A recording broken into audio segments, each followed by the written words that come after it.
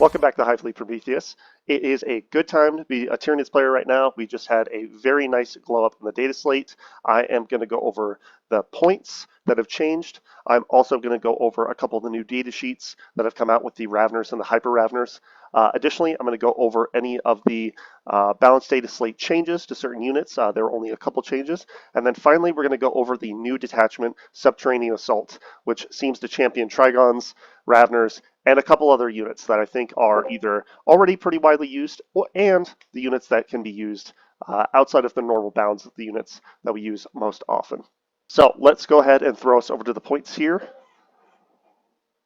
So looking at the point changes, we're just going to go in alphabetical order here. We have Hive Guard. They've gone down 10 points for 3. I think GW is still trying to allow some play to use either the shock cannons or the indirect guns, but they're still anemic output, AP1 or AP2 on the guns when they're shooting around corners, and even if they have direct line of sight, it's just going to be armor contempted by any vehicle or army that's able to do so, or they're going to pop smoke and they're going to hit on 4s. Unless you have some ability to give them rerolls, their damage output is so anemic.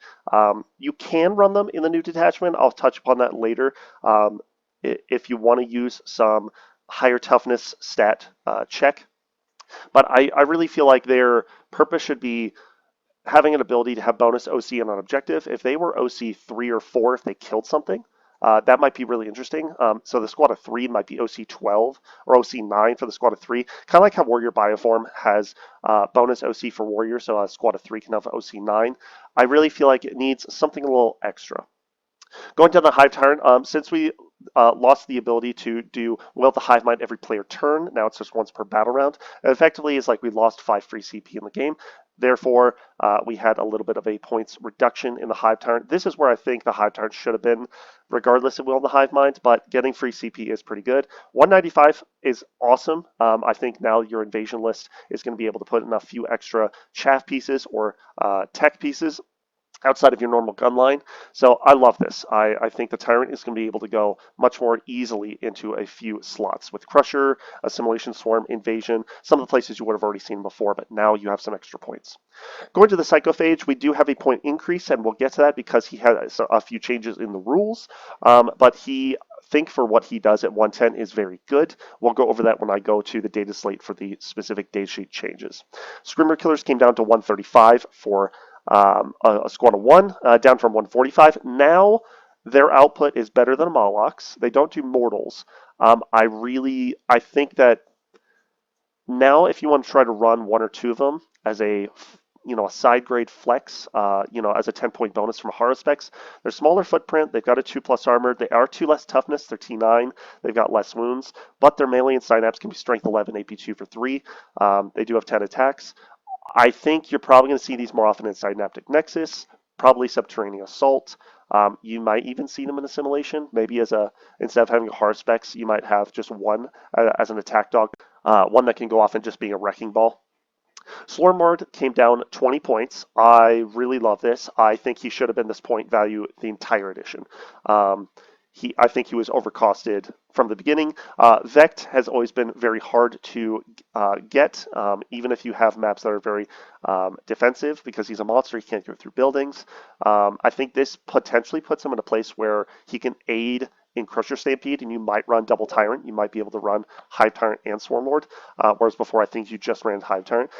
With the new abilities in Subterranean Assault, being able to teleport around the board, which we'll get to, I do think he belongs in Subterranean Assault.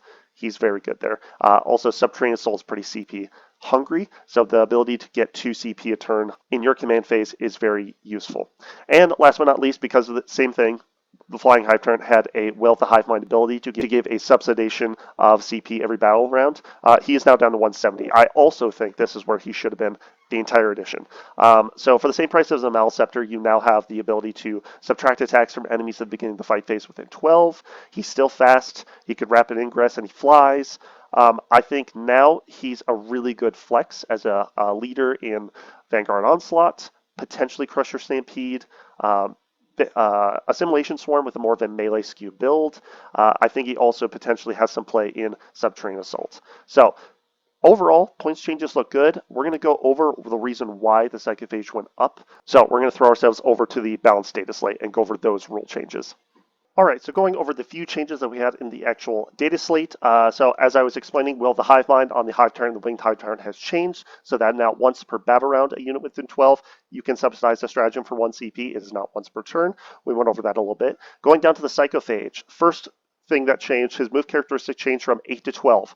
Awesome. Love that. Now he actually has a 24-inch range threat on his Flamer, and that is very important because his next ability with the Biostimulus ability has changed so that he no longer gives a 6-inch aura of Feel No Pains. A little sad for Assimilation Swarm that he was using them for the Tyrant Guard builds. However, now if it shoots something, anything that melees it for the remainder of the turn gets a bonus +1 AP to its melee. This doesn't stack, so you can't shoot multiple Psychophages and get +2 or +3. And then additionally, he has been given the Smoke ability, so that if somebody does choose to shoot him, he's a T10 body, maybe T9. He's T9, sorry. He's a T9 body with 10 wounds and a 5-up Feel No Pain, who also could be -1 to hit. You have to put a lot more energy and effort into killing this thing than you think. So now he is a synergy piece. We finally get a +1 AP ability in our melee. That was something that we were sorely lacking. Swarmlord, the Norn, Hive Tyrants, Haruspex, Screamers, Trigons, all of the things that we have are AP1, AP2, capped out, finally have the ability to upgrade to AP3. Gene Stealers at AP3 and Vanguard Onslaught is a potential. 110 points might be a little weird to throw in to lists that kind of are already solved, like Invasion. I don't know if you're going to see him a whole lot unless you're running double Gene Bricks.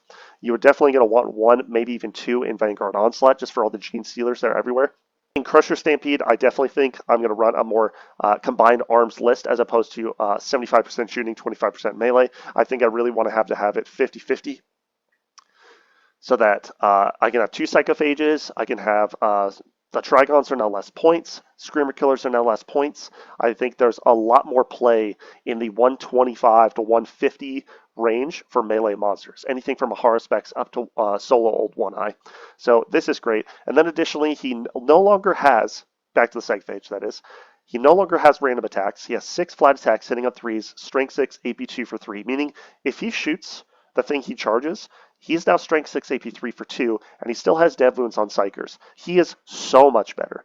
I mean, for 110, this is a great glow up. At 95, he was kind of like, all right, do I want to Feel No Pain? And then if I'm going against something psychic, I can Hail Mary him in and hope I get some dev wounds. But 6 attacks, and if he's attacking something wounded, he gets +1 to hit. So hitting on 2s and then 4s for dev wounds, on average, that's probably 6 dev wounds, assuming you hit with all of your attacks into a random psyker. This is very cool. I love this. Again, very good change. So next up, we're going to go over to the new data sheets for the Raveners. Okay, moving on to the new Raveners datasheet. So the biggest change is that it is no longer a unit of 3. It is a unit of 5 models now for 125 points, which means it's the same amount of points per model. They have changed the number of attacks on the profile. So each model is 3 attacks, still hitting on 3s, still strength 5, now AP 2 for 2. So the damage has gone up, which is nice.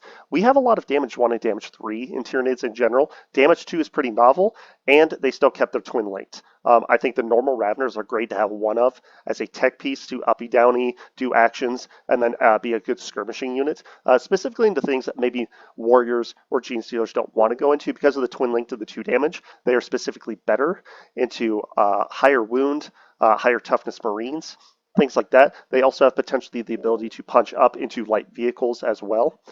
I think those are great. They also have kept their 4+ save, but they no longer have guns, which I think is totally fine. Most people were keeping the enhanced carapace for the better armor save anyway.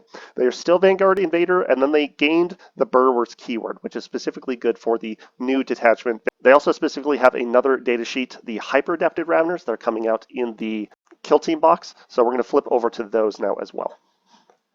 All right, going over the Hyper Adapted Raveners, there's a little bit of a lot stuff to go over here. So same movement, same toughness, same save. The Ravener Prime is really just 2 Raveners and a trench coat. He's 6 wounds and has double the attacks.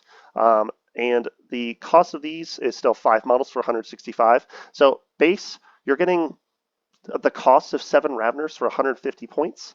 And for 15 points, you're getting character, synapse, sustain hits 1, and you can rapid ingress or heroic intervention for free. That's pretty cool. It's pretty good.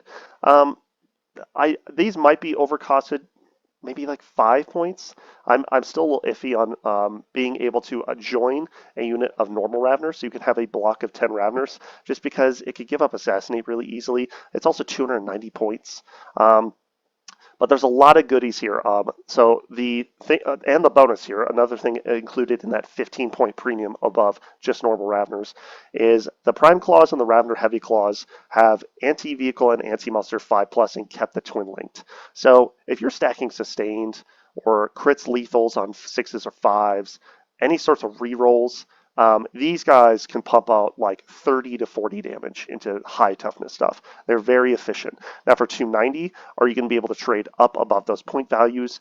And then they're essentially just going to be killed back. I mean, they have no invuln, no feel no pain, they're 4-up armor. Any AP2 or AP3 is going to blow through them. Yes, they're a block of wounds. It's going to be 33 wounds for the block of 290 points, which on paper sounds pretty good.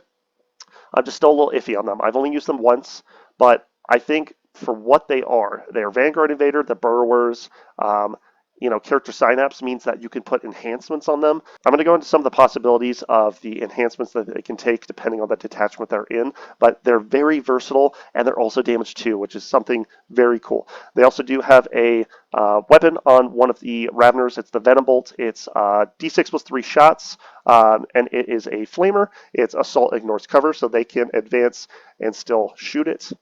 But in most cases, the only time they're going to be advancing and shooting is in a place where they can also advance and charge in Vanguard Onslaught. Okay, and as if that wasn't enough, now we get to talk about the new detachment, Subterranean Assault. So the detachment rule is Surprise Assault. First off, all your Tyranids reroll once. Shooting and melee. Awesome. Did they need to put that in there? Maybe not, but honestly, we're so anemic on rerolls anyway that I think this really helps the diversity of the list so that we don't have to use exocrines, because normally we're using symbiotic targeting with an exocrine to try to reroll ones and shooting anyway, but being able to reroll your ones to hit anyway now helps Norns, it helps Tyrants, it helps Swarmlord, all these things that hit on 2s and you roll a couple ones and their damage falls off completely, probably not going to be nearly as bad, thank God. So now instead of hitting on 83% chance, it's going to be more like 93 to 96% chance with rerolling those ones. Thank God. We needed that. Additionally, each time a burrower unit comes in from reserves, Deep Strike, Rapid Ingress, Raveners Up or Downing, they can bring in a tunnel marker. The tunnel marker can be 40mm base or token that has to be placed with 1 and outside 3 of any all enemy units. When you Deep Strike normally, you have to make sure you're outside 9. And then additionally, after that, anything coming in from reserves can come wholly within 9 of that marker and outside 6 of enemies. This is awesome. Now you have the ability to start your Raveners on the field turn 1, end of your opponent's turn, put them in the ground. Next turn, bring them in, tunnel marker, Trigon, chain to tunnel marker, and then anything you put in reserves anyway. A Norn, a Brain Council, a Maliceptor, a Screamer Killer, a Haruspex, Old One Eye and the Boys. Tons of stuff can come in within 9, outside 6, and now you can shoot and you can charge 6 inches. This is awesome. This unlocks so many things for the Codex that we didn't have previously. A lot of things that we had a hard time moving because the maximum movement that we have on the majority of our monsters is 8 to 10, which means that we don't, unless you have Advance and Charge, which you only have in Vanguard Onslaught, usually with infantry, or you had a Tyrant for Advance and Shoot, our ability to reach out and actually grab things with our big meaty claws is now within our reach. Literally and figuratively. So this additionally with the Psychophage change, if you were to borrow, let's say, a Haruspex and a Psychophage, you're investing, 235 points. But now that Haruspex is AP2 on his mouth and AP3 on the claws, he finally can shoot through Marines without them just armor contempting and then saving on 4-ups on his claws and 3-ups on his mouth. The killing potential is so much higher. The Psychophage can also now make it so that any of your Screamer Killers, your Trigons, your Hive Tyrant, Swarmlord going into melee now can finally be AP3. This is awesome. This unlocks the Codex in a completely different way, and I think you're going to be seeing people running this 20, 30, 40 times with different lists, and they'll never play it the same way. You can try so many things here. Awesome. This is really what we needed for the Codex in the first place. Additionally, for keywords, you can choose 2 of your Molochs or Trigons, and you can make them characters so that you can give them enhancements. And the enhancements here, Synaptic Strategy allows you to Rapid Ingress for free. I think this might be good on like a Flying Hive Tyrant. Doesn't necessarily need to be put on a Trigon.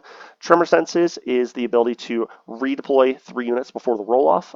Pretty good if you have some high-cost units that you want to put in reserves, like Brain Council, Norns, Maliceptors, that normally would go outside the 500 points bounds, because this can go above the 500 point range. Vanguard Intellect allows you to deep strike turn 1. I think this is good for another Moloch or another Trigon if you're trying to make an additional tunnel 1 turn earlier to kind of start setting up your tunnel system. And then probably the best enhancement is the Trigon Prime. It gives you Synapse and increases the strength of the weapon skill of his melee weapons by 1. So it essentially means in Synapse, because he benefits from his own Synapse rule, he's strength 11, AP2 for 3, hitting on 2s, and in this detachment, re-rolling 1s. You also have the ability to give him Sustained with a Stratagem, which I can show you later. So he potentially can hit 14 times in melee and a strength 11, and then with the Psychophage help could be strength 11, AP3 for 3 damage. He's going to mow things down, and that's only a 20-point enhancement. For 160 points, you will trade up. This is awesome. I love that. So let's go ahead and review the stratagems, and then I can talk about some of the games that I've had so far. Okay, one of the last points of order, we have the stratagems for the detachment. First of which is adaptive optimization. You can choose a Moloch or a Trigon and give it Synapse.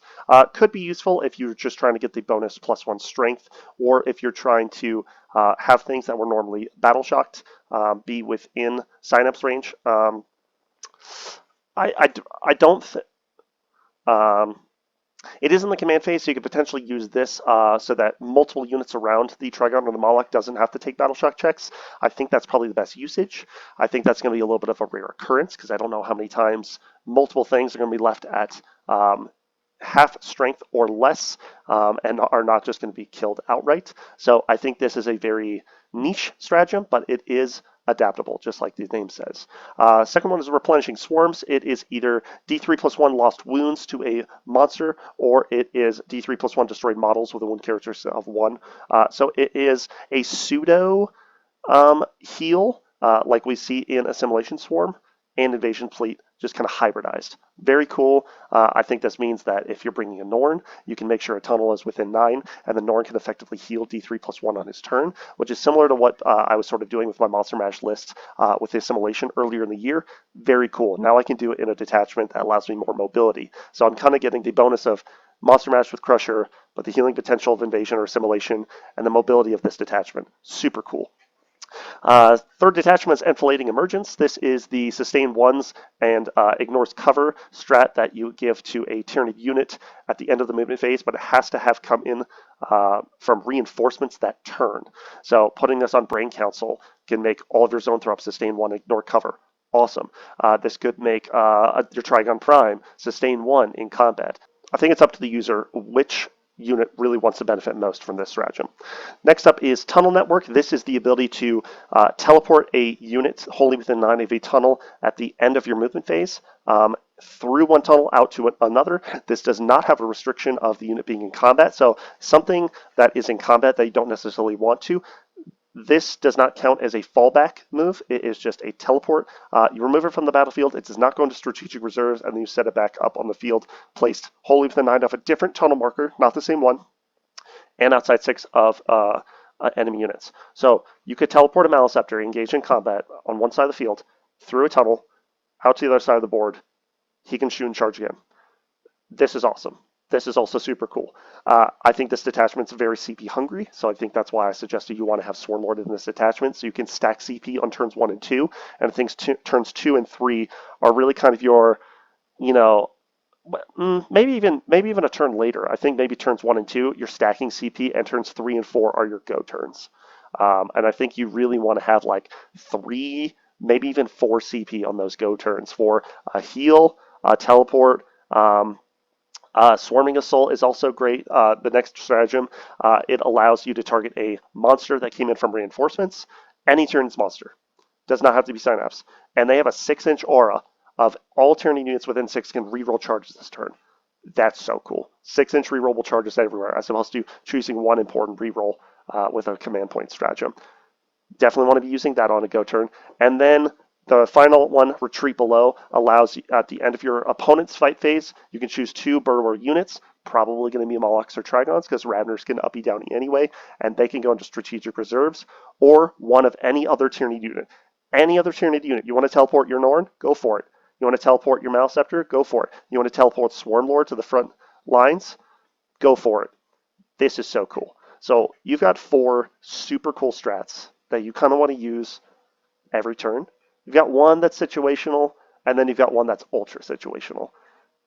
So this detachment's very CP hungry, having potentially Winged Hive Tyrant and Swarmlord together so that you can move around, have a Deep Striker subsidize CP usage, have -1 attack in melee, and Swarmlord has a Vect, is probably going to be close to people's first or second or third builds. I'm leaning towards just Swarmlord right now, but I'll see if I want to throw in Winged Hive Tyrant.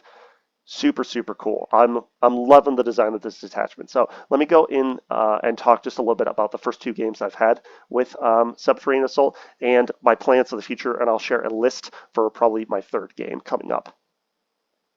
So my first game using the Subterranean Assault detachment, I went into one of my teammates, Nick here, playing Death Guard. He used Virulent Victorum. I did lose that game. I was throwing quite a few things kind of just at the wall. I had Double Screamer Killer and Norn Assimilator, and I used the Assimilator's singular purpose to try to go after Morty.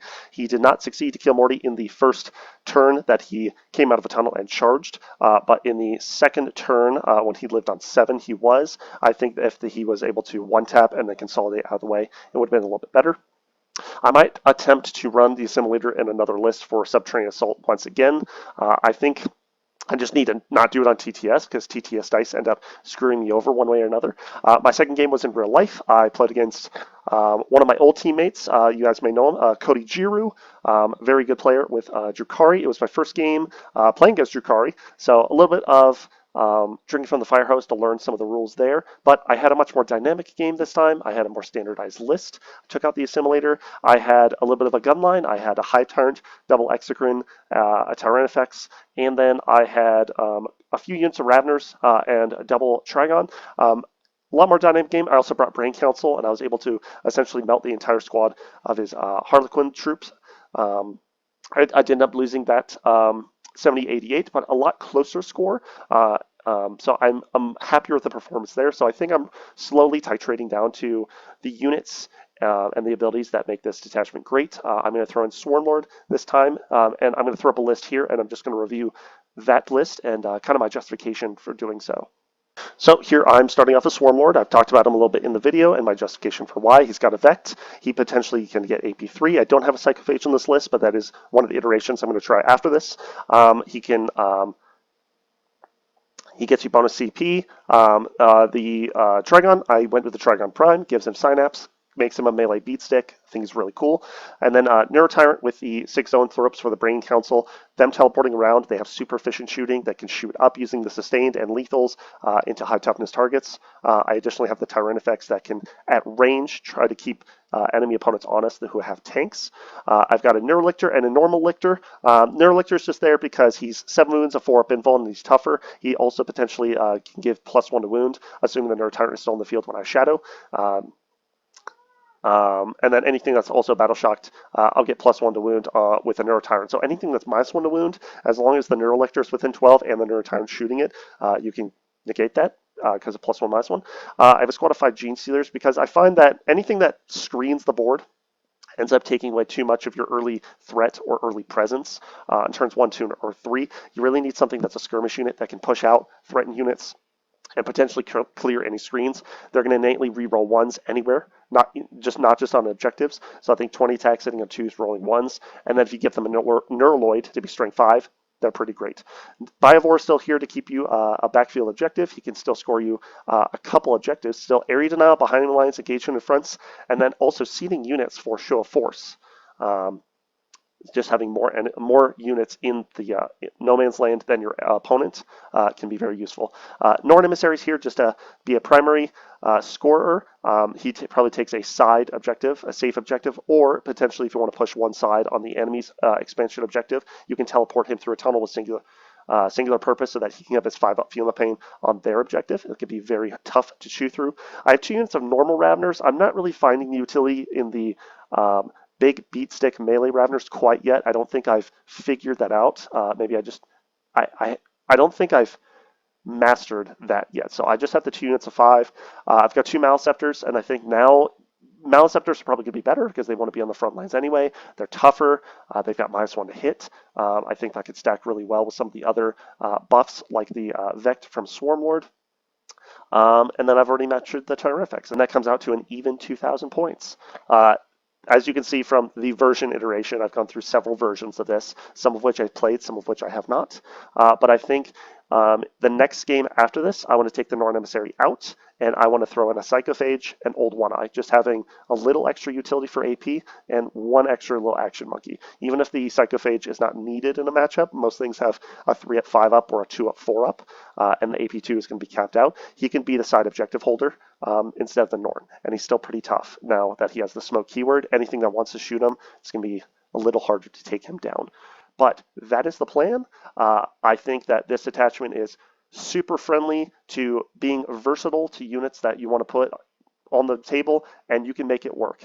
Finding the optimal list, I think we're all kind of working on and titrating down to. I don't think 1 week is enough. It's probably going to take 2 or 3 additional weeks to find probably the 2 or 3 archetypes that this list is going to want to run.